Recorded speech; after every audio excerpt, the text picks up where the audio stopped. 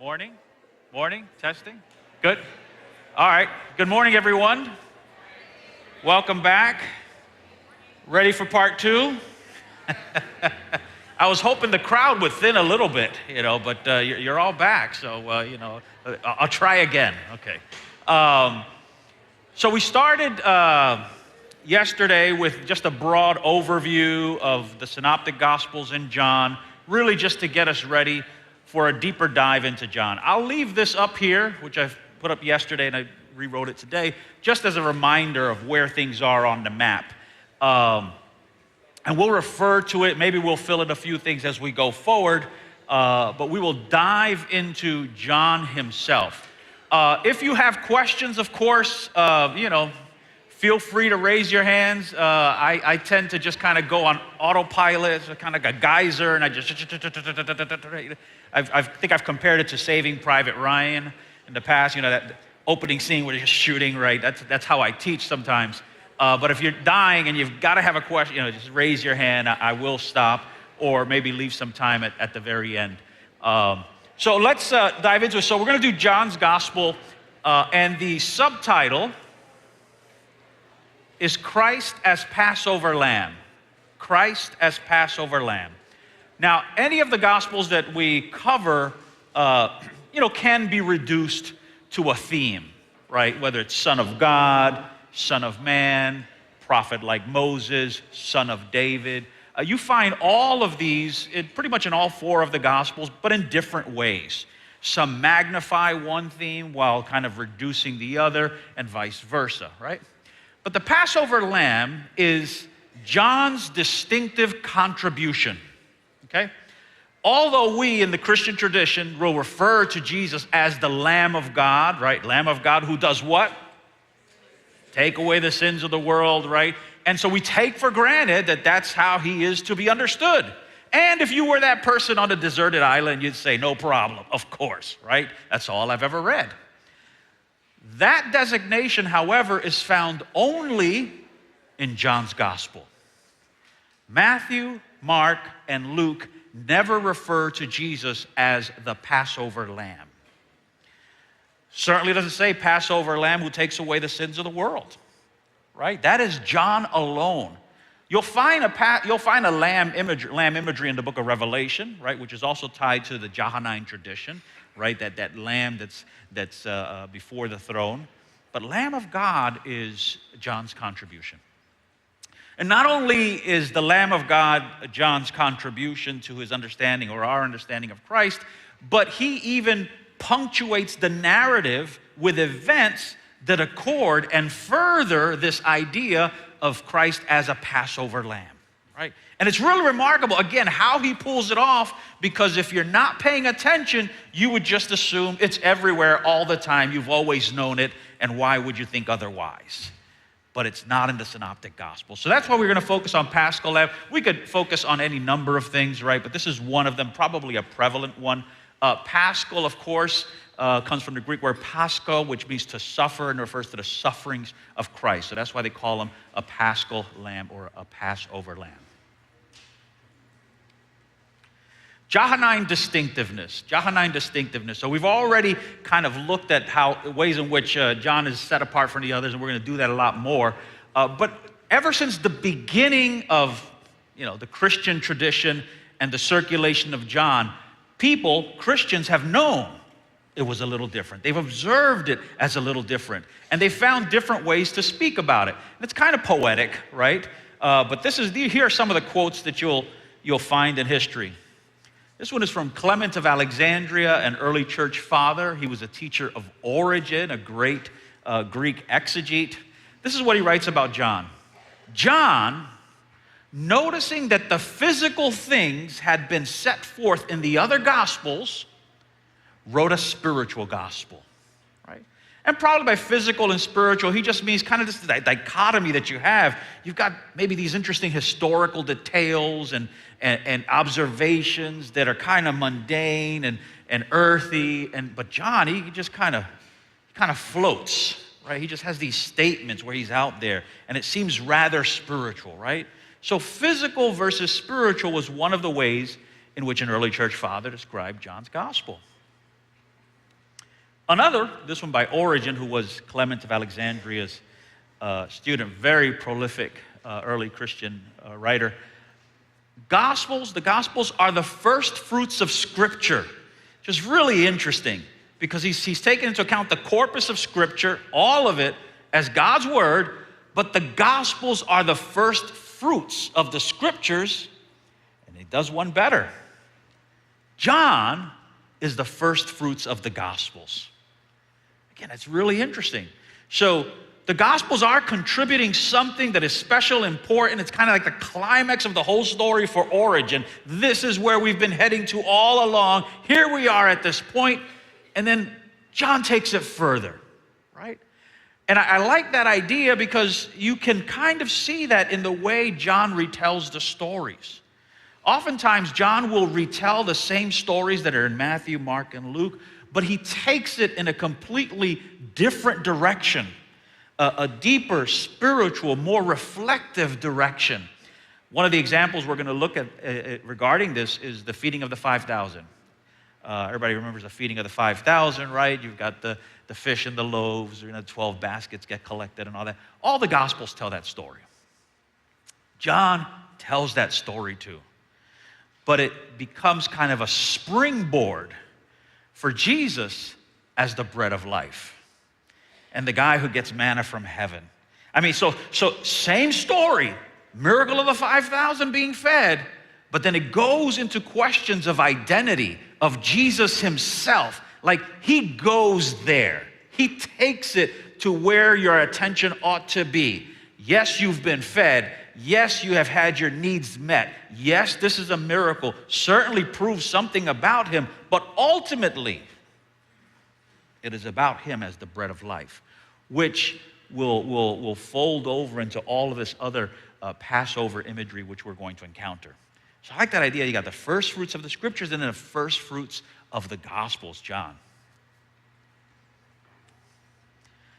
Augustine, everybody knows Augustine, right? The 5th century early church father. He writes the following: Matthew was the gospel of the flesh. John was the gospel of the spirit, right? So he kind of echoes a little bit Clement of Alexandria, but has a contrast between flesh and spirit, right? And you can kind of feel that too when you read John. It's often celebrated for its simplicity. Just kind of this elegant simplicity. Just kind of go through it, right? You're not bogged down with details of which way he's going and what he's doing here and there and what comment. He's just talking. He's just talking. And sometimes his voice blends in with the voice of the evangelist, and it's just all seamless, right? Which is given to kind of a spiritual kind of feeling as opposed to an earthy, dynamic, back and forth kind of thing. So flesh versus spirit. And then one more. John Calvin, and there are dozens of these. These are just 4. John reveals the soul of Jesus. John reveals the soul of Jesus. So these are all early ways in which other Christian writers, thinkers, people that belong to the tradition have reflected on John long and hard and sought language to kind of place him. What is it about him? And they come up with soul and spirit and spiritual, right? First fruits, right, as a way of at least identifying there's something different. Biblical scholars have also used language to try and figure out the differences. At one time, it was very popular to talk about the Synoptic Gospels as being more historical and John being more theological. With the passage of time and more scholarship being conducted, over decades and centuries, that's found to be a false dichotomy. Because the Synoptic Gospels turn out to be just as theological as any other gospel. And John, where he can be checked, has found to be pretty interestingly right on historically, right? Again, not modern historians with our, metrics and criteria, but you have some interesting corroboration to some of the things that they're saying, right? So it's always a mixed bag, but definitely John a little different. The beloved disciple. This is the thing that John is most known for. I will kind of preview this right out of the gate and just let you know that the question of authorship is a disputed question. And it is a disputed question not just for John, but actually all 4 Gospels. If you were here years ago when we did the Gospels with the synoptics in the forefront, you will recall that the names put on the Gospels come from early church tradition. Right? Early church tradition is the one that says, oh yeah, this was written by so-and-so, so-and-so, and so-and-so. The actual manuscripts themselves, the earliest ones we have, do not have their names on them, right? Nowhere does Mark say, I, Mark, have written this gospel. Here's my name, right? You have that with Paul's letters, certainly, right? Paul's like, I, Paul, apostle, right? Or he would say, I wrote this with mine own hand, right? There's no question that there is an attempt to reveal the authorship of these epistles. Paul wrote them. The Gospels, the stories just begin, right? And so early church tradition is the one who's filled in some of the gaps. Now, some of those traditions may be ancient. They may actually be accurate. It's a difference between what you can corroborate and what you can't, right? And so what you look for basically is what kind of evidence do we have in the text itself. And in John, interestingly, not only do you not have John saying, I wrote it, but the name John doesn't even show up to the very end, right? One time. But you do have this beloved disciple, right? Who, as you read this gospel, you find he is the one who is responsible for handing down the tradition, right? And so this beloved disciple who's never identified, never said it's John, is at the forefront, a central figure here. No mention of him in Matthew, Mark, or Luke, right? Unless you assume, of course, that it's John, but that, of course, is an assumption or a connection early church tradition gives you, right? So what does the gospel itself give us? Well, this is what we have. He first appears during Jesus' last meal, right? It's the guy, what is he doing next to Jesus? He's reclining, right? He's just kind of leaning on, oh, look at that bubble. Where'd that come from? Get more in here. Just, YouTube, this thing awash with bubbles. Get the young kids watching this. Okay, so you've got him there sitting, and he's sitting next to Peter, right? And Peter's the one who prompts him to ask, hey, ask him about who's the one who's going to betray him. And that's another interesting thing. In John's gospel, Peter is often alongside this beloved disciple. And no problem identifying Peter. Beloved disciple not identified. Right? Again, it's kind of quirky, kind of interesting. Things we take for granted that we know, but we don't, unless John tells us. So he first appeared during Jesus' last meal, and I should put first in quotation marks because there may be one other reference to him earlier on. I'll point that out. He is depicted as the disciple closest to Jesus, right? Which is just kind of interesting. It kind of feels like the teacher's pet a little bit. And especially if he's the guy who's responsible for giving us this tradition. He's reporting about how close he was to the Lord, right? So it's just kind of interesting. But the depiction is one close to the Lord, right? He's close to the Lord, not only physically in proximity on his chest, as it were, but even the way he is portrayed elsewhere. He seems to be almost a favored, right? And certainly that comes up towards the end. He's appointed to care for Jesus' mother, right? Who, by the way, as I mentioned yesterday, is what? Never named. Never named. Mary is never called Mary. What's ironic about that is that John has no problem mentioning all the other Marys in the gospel, right? There's Mary, the wife of Clopas. There's Mary Magdalene, right? So you got your pick of Marys, but when it comes to Jesus' mother, it's just his mother. Or as Jesus likes to call her, woman, right? But at the very end, as Jesus is on the cross, he appoints the beloved disciple to care for his mother and his mother to care for him. In other words, this guy who is described as the beloved disciple from the beginning is literally adopted into Jesus' family. I mean, if you're the other disciples, boy, you're seething with jealousy, potentially, right? Remember James and John? Hey, could you grant that one of us sits on the right hand and on the left? They all want to be buddy-buddy with Jesus. At the very end, he says to the beloved disciple, take care of her. And, didn't say mom, woman, take care of him, right? Mother him. Okay, so appointed, he's got this special status. He outruns Peter to the tomb. Like what's that about? Like, why is that detail important? Like, as a young man, especially when I was in my teenage years, right? Running fast was manly. If you could run faster than others, you would boast about it, right? It's kind of a juvenile thing. I outran you, right? I can run faster than anybody. Gospels depict both of them running to the tomb. Again, always there hanging out with Peter, and he outruns Peter, right? Outruns Peter, which you have to wonder, what does that detail contribute? That may contribute something very important, right? There may be ways of reading this in the ancient world that we just haven't thought about yet, right? It may be a reference to, perhaps the longevity of their ministry, some kind of symbol, right, of their importance.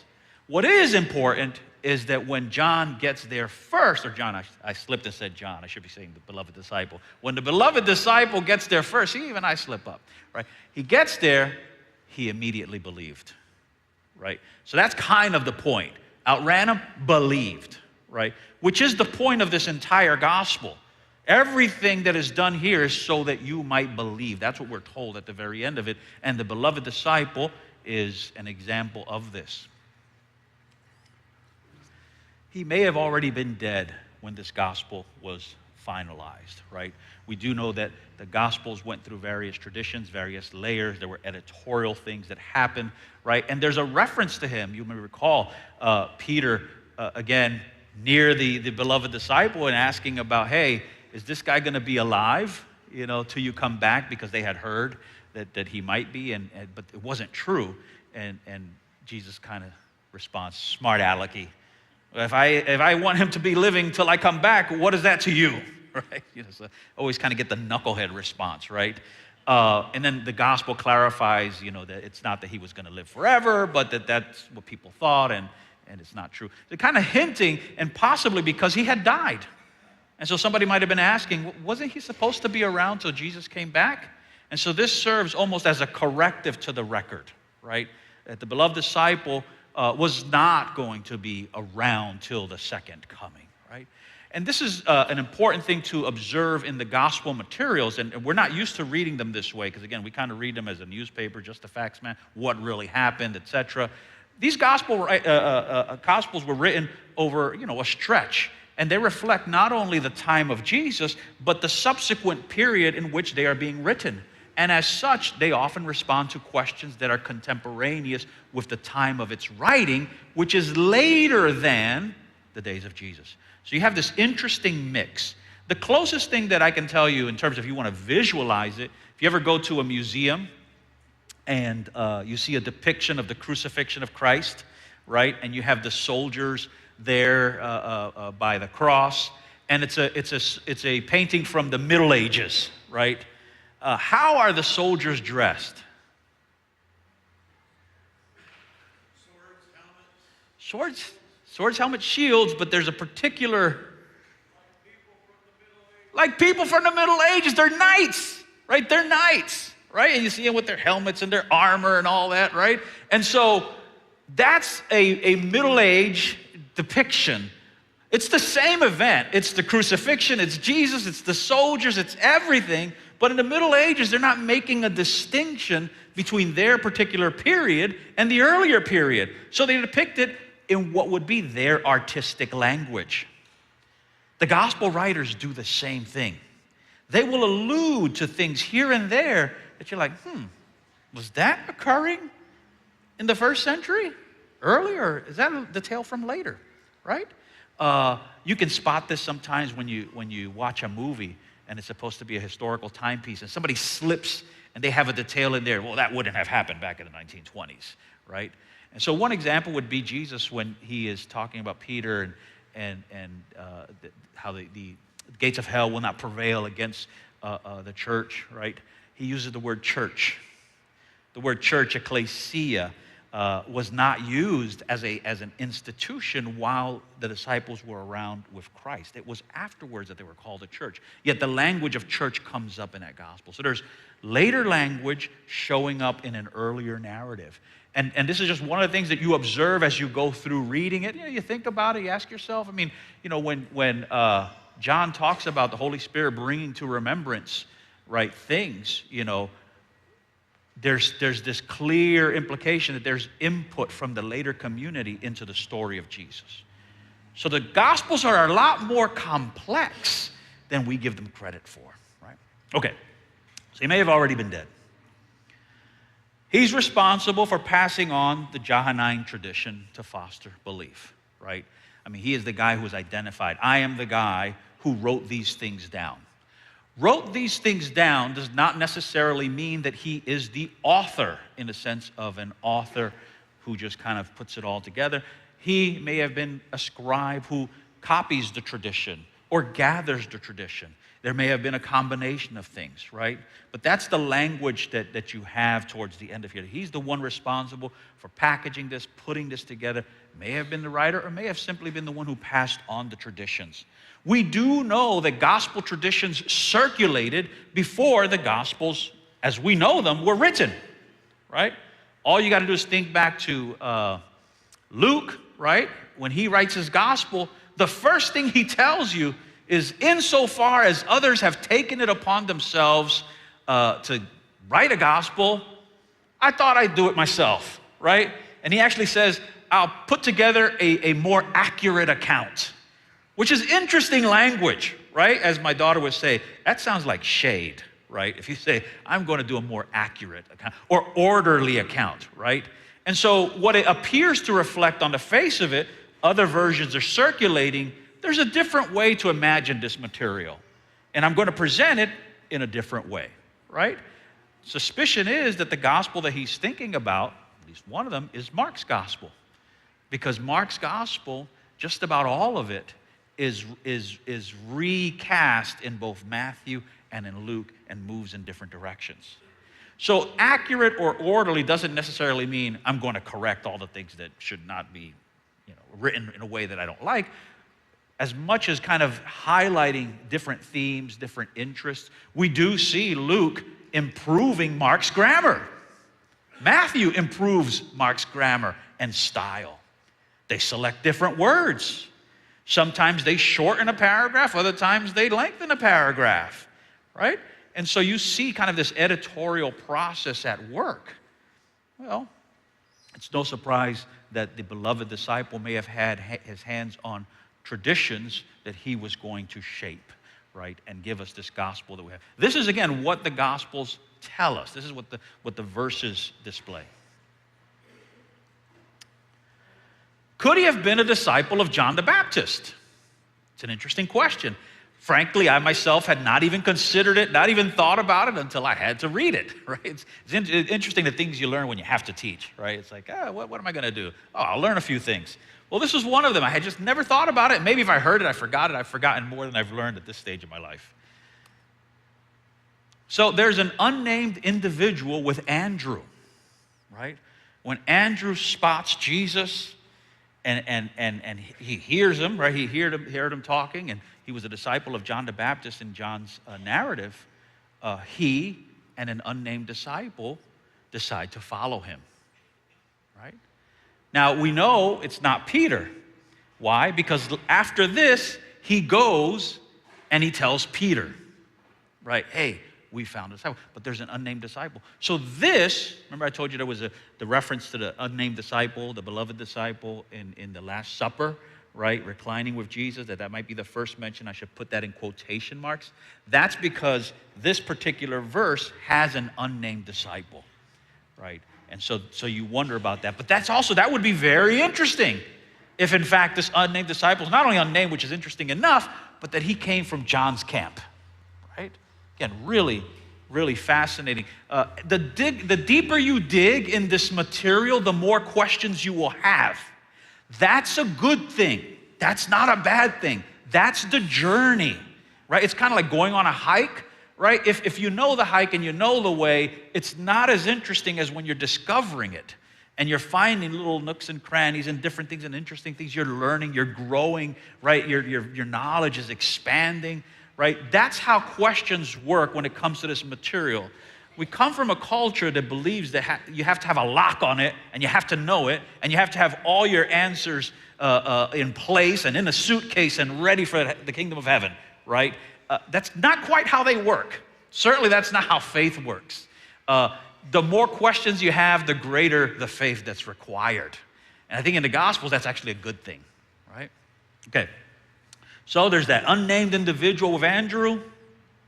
And if that's the case, it would be the first unofficial mention of the beloved disciple. So again, lots of interesting things. So, if you want to go down the rabbit hole of what is this beloved disciple business, there you have there you have the scoop from the gospel itself. Additional things are supplied by church tradition. Some of it may be right, some of it may not be right. It's always an open question. And if you go to any commentary or in-depth study Bible, you'll see these things debated. What there is no room for, I think, is to be super dogmatic about it. No, it is this, right? I'm all for it is this, if in fact it's portrayed that way. But it seems like John has introduced, and when I say John, I'm referring to the Gospel of John. It's introduced a bit of mystery here, that he's in no rush to clarify for us. Could have clarified, could have came down from heaven and had a press conference and clarified it once and for all. This is what that means. Never happened. Okay, so that's the beloved disciple. Beloved disciple, the son of John, or John the son of Zebedee, right? And this is the equation that you often find, right?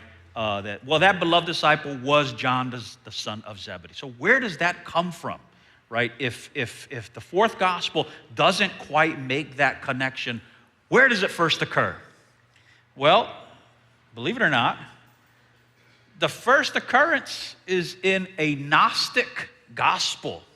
A Gnostic gospel. Gnostics are often seen as heretical groups that circulated during the time of the rise of early Christianity. These books were not in the canon, right? The Apocryphon of John. Apocryphon of John was one of the first writings to declare that the author was John, the son of Zebedee, right? So that's interesting. But another one was Irenaeus, staunch defender of orthodoxy. He identified this gospel as having been written by John, the son of Zebedee. By the way, speaking of who reads the Gospels, you might be surprised that you have here a Gnostic group that is embracing John. The very first commentary on John's Gospel that was ever written, you guys know commentaries, right? You can go to a library, see a commentary. At your churches, there are commentaries. If you're a pastor or teacher, you look up commentaries on John, Matthew, Mark, Luke, Peter, Paul. You use them. The very first one on John's Gospel was written by Heraclian, who was a Gnostic, right? So people who are, or groups that were later not considered orthodox, we're reading this material. Paul was a favorite of some of these groups, right? And so what you see is, whatever kind of imagination we have that this is for the faithful and it's not for the unfaithful, as it doesn't quite work in history. Other people were reading this stuff and even appreciated it and drew from it in their own way. So it's always astonishing to me to recollect that fact. Heraclian, a Gnostic, was the first one to write a full-length commentary on John's Gospel. Right? So this is the tradition. This is the first evidences we have, and they're 2nd century, so in the 100s CE. The tradition is likely unhistorical, and by unhistorical, at the very least, what we can say is there's no corroboration for it. Right? There's no corroboration for it. How do you prove it? It'll be guesswork. Why is it considered possibly unhistorical? Well, the sons of Zebedee are not mentioned until the very end, which is interesting because in Mark's gospel, they're mentioned at the very beginning, right? After, Andrew and Peter comes James and John, the sons of Zebedee. And this is at the very beginning when Jesus is calling them to be fishers of men. James and John, the sons of Zebedee, and then a little while later, Jesus nicknames them. Remember what the nickname is for James and John? Sons of Thunder. The guys must have been, awfully rowdy or something. I don't know. But he's like, Sons of Thunder. I mean, even he gave a nickname. Right out of the gate, sons of Zebedee, not mentioned till the very end of John's gospel. And John himself is never mentioned by name, which is fascinating. Now, of course, you could make the case, and it wouldn't be the first time, where an author does not refer to himself in a writing, right? Maybe he appears in a narrative somewhere. Like there's speculation about who wrote Mark's gospel. Anybody know what character in Mark's gospel just shows up once, does something weird, who people think runs away naked? That's right. So when Jesus is arrested, he's going to be hauled away. There's this random detail, right? Which is like, why? Right? There was a young man there who ran away and his cloak fell off and he ran away naked.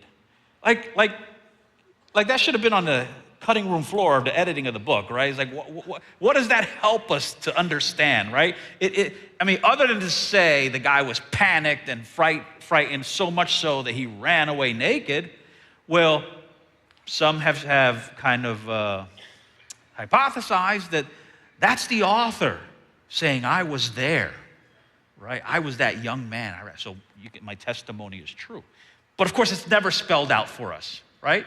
And so the fact that John is not mentioned by name doesn't mean John could not have been the author, but it's awfully ironic, right? And then sons of Zebedee at the very end. So whatever the case may be, John has a different set of priorities in terms of what questions he's going to answer, right? There are things that he is more than happy to make explicit. There are other things that he's like, they're for another day. Come to the Bible study. The beloved disciple is known to the high priest. That's interesting. That's an interesting historical detail. High priests resided in Judea and Jerusalem, right? They weren't hanging out with Galilean fishermen, right? Galilee, certainly Capernaum, Nazareth, those places, they were looked down upon. You know, the Galileans were seen as lax when it comes to the law. But the beloved disciple was known to the high priest. It's a little throwaway detail in John's gospel, but there it is. And you know where this occurs? You guys remember when Jesus is denied by Peter, right? Peter's following along, and the woman says, hey, you were with him. And he's like, no, I wasn't, right? That denial scene shows up in Matthew, Mark, Luke, and John. But only in John's gospel is the beloved disciple with him. That's fascinating. I don't recall it ever depicted that way in any of the movies. Peter was always by himself. Any sermon I've ever heard, the focus is on Peter. He denied him. He did exactly what Christ said you should not do. He did not take up his cross and follow him. And it's Peter and Jesus, Peter and Jesus. But in John's gospel, hey, beloved disciple just happens to be there. Just happens to be there. And then we're told that he was there because he knew the high priest, which adds further intrigue, right? And so this is why people think, if these things are accurate or true, then it raises questions about this early church tradition and the connections with Zebedee, right? So this is what scholars think. It's unlikely for a Galilean fisherman like John to know someone like the high priest, right? Again, you don't want to be dogmatic about any of this stuff, but that is really a fascinating detail. It speaks to the social stratification between those who are at the upper rungs of society, and priests would have been at the upper rung of society, and the Galilean, it's essentially peasantry, right? Peasantry. And so, why does the beloved disciple know him? Why is he there with Peter? Really interesting. Scholars further think that if he knew, that is, if the beloved disciple knew the high priest, he himself may have been from Jerusalem, Judea. Right? Again, it's not like today where you travel everywhere and you know everybody and you're on their Facebook or whatever, right? Back then, somebody, you got to be from the area, somehow connected, right? It's not that easy. And so, again, this material that I'm presenting to you about this beloved disciple is coming right out of John's gospel. Right out of John's gospel. And so it's helpful for us to have these interesting questions, be fascinated by them, and then also ask, what does John tell us, or what doesn't he tell us, right? It helps put things into perspective. It also shows how so much of our questioning reflects our culture, our interests, our priorities. And the questions are a way of reorienting our priorities. And so we can kind of sign off on the gospel's priorities, which may be disappointingly different than ours. And then you're like, well, geez, am I on the right team here? Like your understanding of Christ and Christianity starts to take a hit, right? Because something else is going on here. It was right under my nose for decades, didn't even notice it. And boy, have I read the Bible, right? Okay. So again, fascinating. Some scholars think that the elusive character may be a symbol for the Christian community or for the ideal believer. Kind of this introduction of a figure that is what a Christian or a follower of Christ should be like, right? Again, that is a hypothesis. That is scholars trying to say, well, what function does it have? And that may be one of them. This would not be the first time something like this has been suggested. You've got Luke, when he writes his gospel, he dedicates it to, anybody remember? Theophilus, right? At the surface level, on the face of it, this is the patron who put up the money to have this copied on a scroll, right, and passed on. It was for him, dedicated to him. He was the patron, right? That would be how that functioned in the ancient world. But Theophilus just so happens to mean friend of God. Friend of God.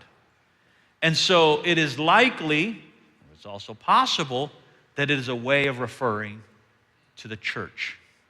That this gospel is for the church, the friend of God, right? So just to say that an ancient work might have had a symbolic role for a character is not to deny the historicity of that character as much as so the character is functioning in a different way, in a different historical mindset, right? But either way, we have a beloved disciple, no more, no less, who's responsible for this material. So again, so much more than meets the eye. The Gospels are anonymous, just like Matthew, Mark, Luke, and of course, John.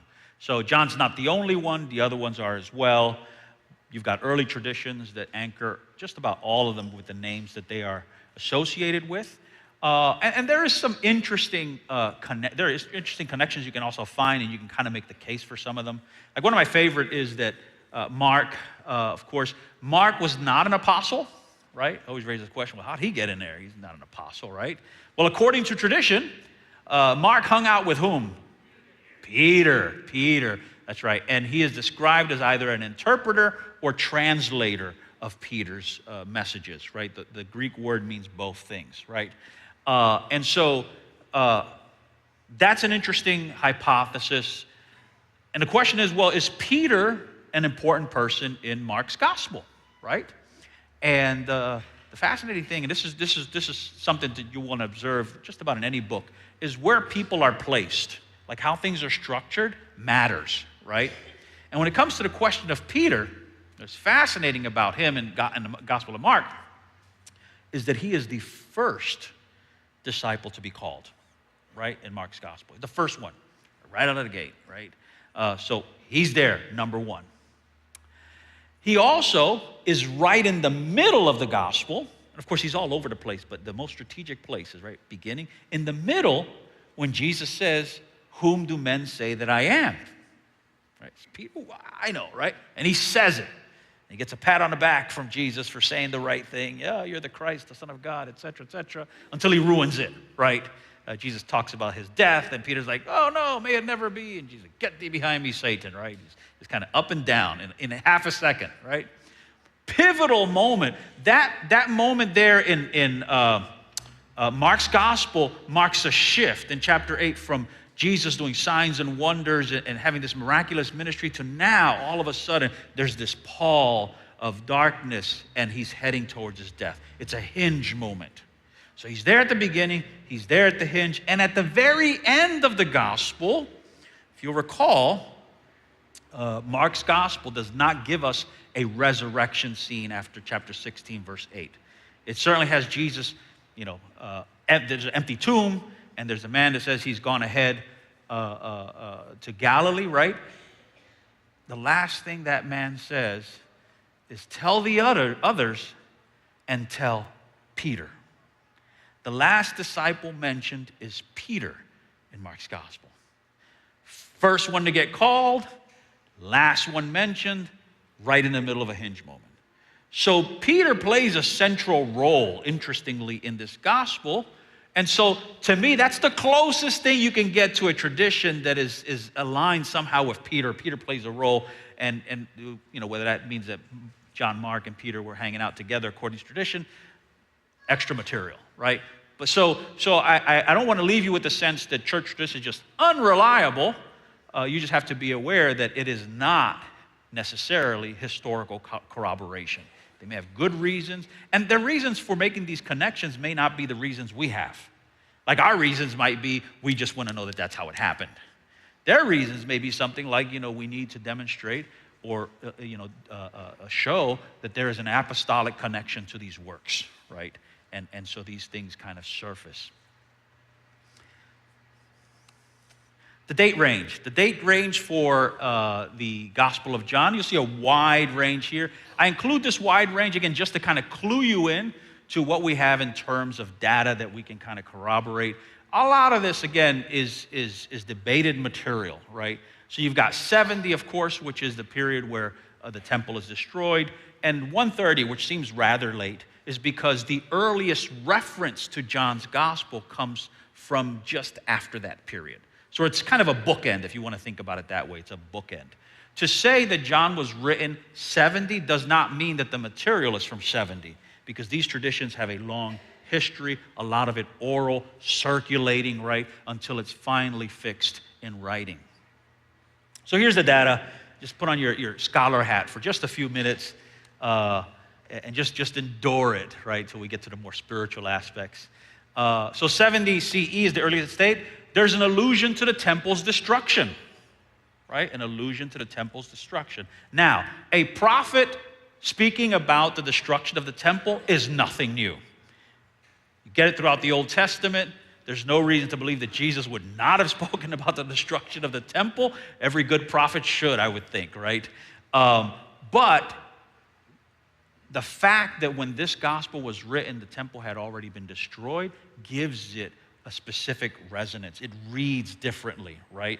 So, for example, one of the first instances in chapter 2 is when Jesus goes into the temple to cleanse it, right? And people are upset at him, and they're saying, hey, what sign do you give, that you ought to be doing this kind of thing, right? And he says what? I remember. Destroy this temple, and I will raise it up in 3 days, right? And of course, he's referring to the temple of his body, as gets clarified. And they chime, well, this thing took 46 years or whatever to build, and and they didn't get it. But there's an allusion to the temple's destruction. Now imagine this gospel being written, and that temple had already been destroyed. That prediction, as they said during worship yesterday, it hits different. It hits different. Because what is Jesus saying? He's not predicting that the temple is just going to be destroyed. He's saying, I am the new temple. That is a radical statement to be saying to a people who have lost their spiritual center, their temple, revered, centuries of millennia of tradition. And it's destroyed, it's in ashes. And someone recalling, not only did he say it was going to be destroyed, but that he was the new temple. I mean, it is, on the face of it, an outrageous thing to say. That's the other thing that we don't usually think about, is how literally outrageous such things sound in particular settings, especially if you are the religious party who've lost such things. right? I mean, we look at it in retrospect, and it's wonderful, and our God is an awesome God, and we celebrate the temple, and we are the temple of the Holy Spirit. It's all nice, all fun and games now. But if there's a heap, smoldering heap, and there's been destruction and lives lost, and the face of Judaism changed, and a tradition saying, well, Jesus is the new temple now. It's hard to be flippant about that. Like you travel back in time. This is serious business. This is serious business. And it has to be handled with care. There's nothing cavalier about this. So here you have an allusion to the temple's destruction. Chapter 11, verses 48 to 52. We also have an allusion. And here, this is interesting. I'll read this one because it's kind of detailed. It's kind of detailed, right? And again, it's one of these things that you'll read, and you might not even think too much about it. Let's see. So this is when this is the plot to kill Jesus, 11:48 to 52. And so they're debating, what should we do about this guy? This guy's a menace, right? Here's the discussion.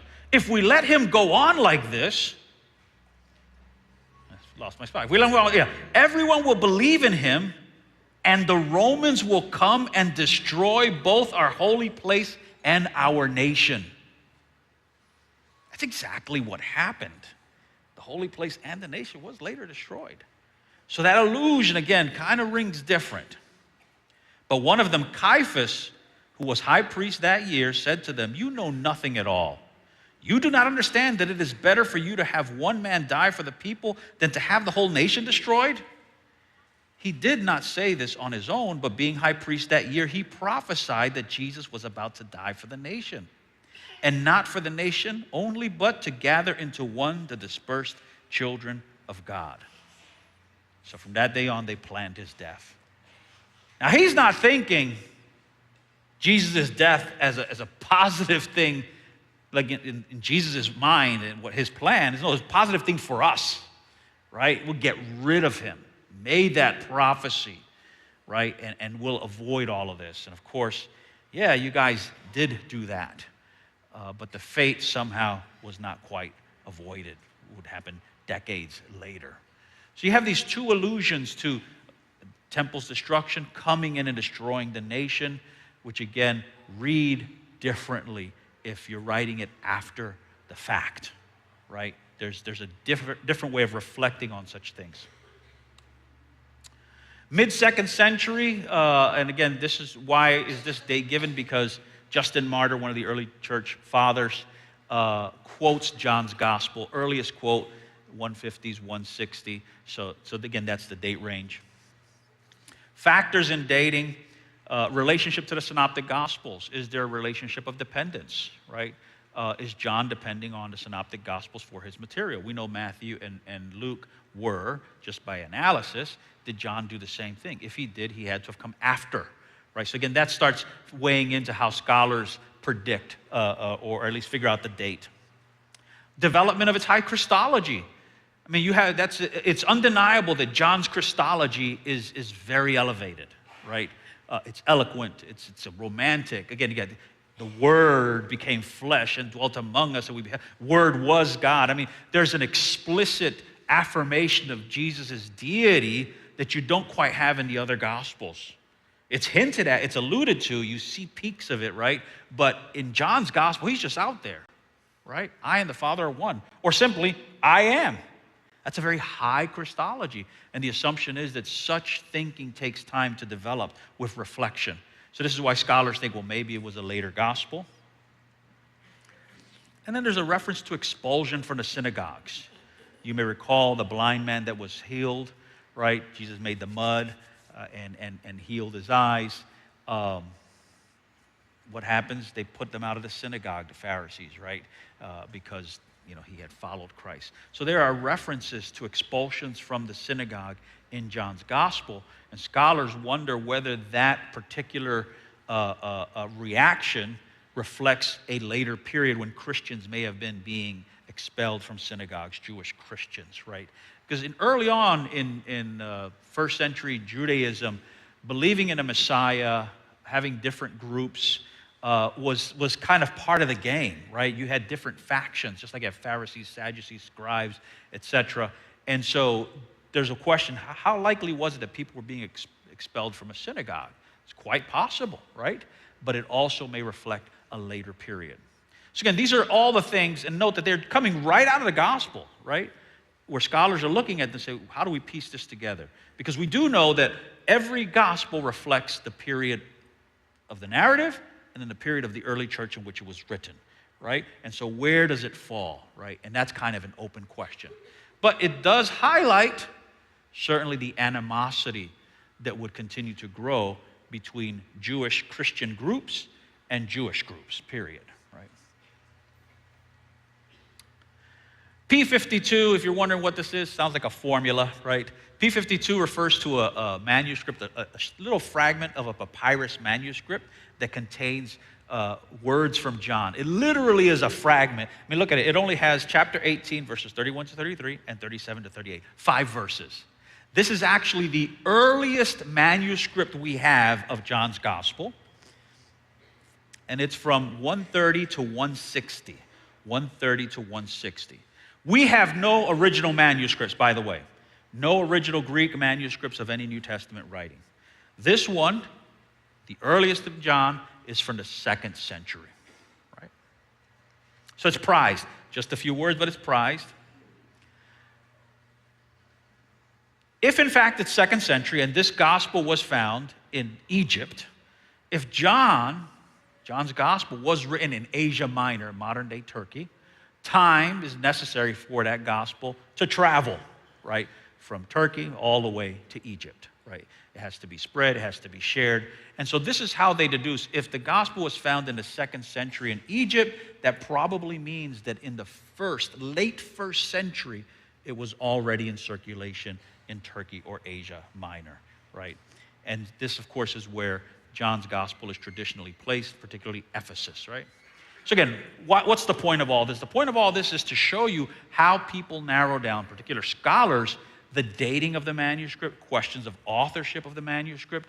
You see that they actually use the material that is in the writings themselves, and they're like putting together a big puzzle, and at the most what they're doing is setting parameters, right? Here are the boundaries of our discussion. And it's a very different discussion than simply just the facts man, right? Because you have multiple things going on here. So most scholars place John's gospel late first century, like in the 90s. That's kind of where it's fallen, but you see that you've got a little bit of both.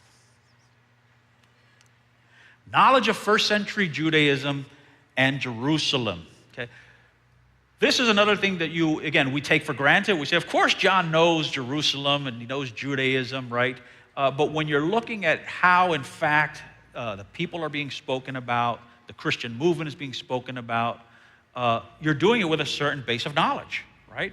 And so you look at the details to see how knowledgeable is this gospel about that first century setting, especially if it was written after the temple was destroyed and not only the Jews were displaced, Christians were outside of Jerusalem, right? What do we have reflected there? And what we find is that there is a deep well of knowledge about the topography, the traditions, the scriptures of the early Jewish movements. First one, the feasts or the festivals. Everybody knows, right? The Jews celebrate certain festivals. Fascinatingly, John is the only one who depicts Jesus going to various festivals. In the Synoptic Gospels, he only goes to one, right? Passover. He celebrates it, right? Eats it with his disciples. Prior to that, you don't have him going anywhere to celebrate a festival. That doesn't mean that Jesus did not go to Jerusalem to celebrate various festivals. It's just that the Synoptic Gospels never depict him going to any festival but one at the end. Right? And think about the deserted person on an island, right? Would have been shocked. Well, I thought he went to this, that, and the other thing. No, right? And again, a depiction. In John's gospel, he goes to the Festival of Tabernacles, right? famous festival where they live in little tents and they celebrate their sojourn in the desert. We'll have more to say about that. It was one of those feasts that you had to go to Jerusalem for, to make a pilgrimage for. And there you see Jesus celebrating the Festival of Tabernacles, right? What you want to watch out for, and this is the thing with John, is what does he do when he goes to one of these festivals? What he says needs to be understood in light of the festival in the background. And it demonstrates how outrageous and radical those claims are. At the time this was written, no more Festival of Tabernacles in Jerusalem. The temple was destroyed. Jews aren't there, right? And here you have a depiction of Jesus going to the tabernacle festival and saying certain things. Think about these as part of the stagecraft, right? If you're into theater, like my daughter is, she's a theater buff, right? Stagecraft is part of the story, right? It sets the tone or the mood. It communicates certain things. Movies, right? Sounds, sights in the background that accompany the dialogue or the movement. If something bad is about to happen, you hear thunder in the distance, right? It just happens to be thundering when the bad guy shows up, right? That kind of stagecraft moves along the narrative. So Jesus showing up at Tabernacles, an important Jewish festival, and saying certain things that appear to contrast with that is a really serious thing. And you have it here. You'd never know it unless you understood tabernacles. We'll get more into that. Oh, boy. Hanukkah. You guys familiar with Hanukkah? You all celebrate it? You might have a Hanukkah, candelabra on your tree for Christmas, right? This is a Jewish festival as well. Interestingly, it's not a Jewish festival that's in the Old Testament. The speaker yesterday mentioned Maccabees, and he mentioned the book of Maccabees and things associated with it. Well, that's where this Hanukkah festival comes from, the Feast of Dedication, right? And so Jesus goes to the temple during the Feast of Dedication. What's really interesting about that means that John is reflecting on a tradition that the Jews participated in, and by extension Jesus, that is not found in the Old Testament, but found in what you Protestants would call the Apocrypha, right? Which, as the speaker spoke yesterday, it's in the Catholic Bible. It's also in the Eastern Orthodox Bible. And the earliest Christians used it without any problem, right? As a matter of fact, Augustine, whom we had mentioned, actually liked the Apocrypha and thought it was useful. He includes it in his book on Christian doctrine, right? So here you see John having Jesus show up at a festival of the Jews that was not in our Old Testament canon. That's worth considering. And then Passover. Passover, of course, the most important festival, the Jewish festival in the Jewish tradition. You have Jesus going to Passover. You have several mentions of Passover, right? So before we get into the meaning and the significance of that later on this week, it's worth noticing that these festivals were important markers in the story of Jesus. We're learning who he is and what he is about is to be done in light of these things that are occurring in the background and that he's in. It's also worth noting, if he doesn't go when there is a Passover, that is worth noting because you're supposed to go. It's your duty to make a pilgrimage. If he stays back and doesn't go, what is he doing? That also starts to illustrate or show us certain things about Jesus.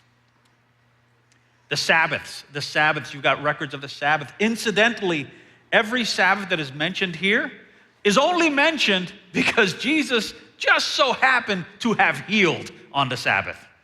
Otherwise, it wouldn't be mentioned. And of course, people get upset at him, right? What are you doing healing a paralytic? Like, I guess they saw paralytics being healed all the time, right? It's the Sabbath, for heaven's sake, right? The absurdity of it, right? I'd be tempted to give him a pass, right? You did a magic that kind of Sabbath, maybe it was God, right? So he gets upset, or the Pharisees get upset at that, and so you got two occasions. One was he healed the paralytic, the other one was the man born blind. And interestingly, Jesus responds, he said, you guys will circumcise someone on the Sabbath, right? Which I had never thought about, right? He says, to follow Moses' law, which requires circumcision, you would do it on a Sabbath. How is healing any worse than that? Right? Sabbath is supposed to, the circumcision says you're part of God's people. What does healing say? Right? So it's a really interesting, that juxtaposition shows these conversations that were being had and the questions being raised by Jesus' practices, right?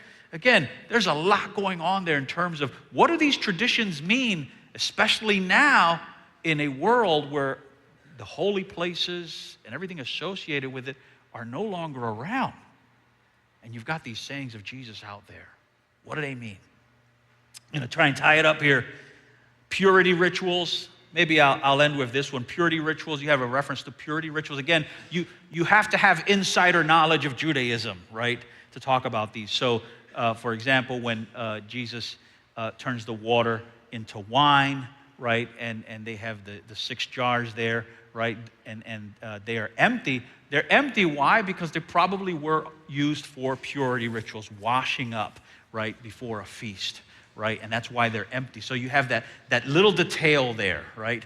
The most ironic one is in chapter 18, verse 28, where the Jews are following Jesus' trial, but they don't want to go into the headquarters where he's being interrogated, right? Because it's a Gentile place. Now here's the irony. They don't want to go into a Gentile place because the Passover is around the corner, and we don't want to be defiled, and we want to celebrate the Passover.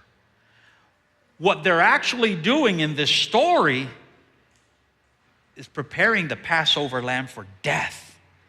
And they're saying they don't want to defile themselves. They're going to be responsible for the demise or the death of the Passover lamb. That's the irony you have there. They're concerned about their purity, but they're murderously plotting to kill someone who in John's schema is the Passover lamb. Thank you for your attention.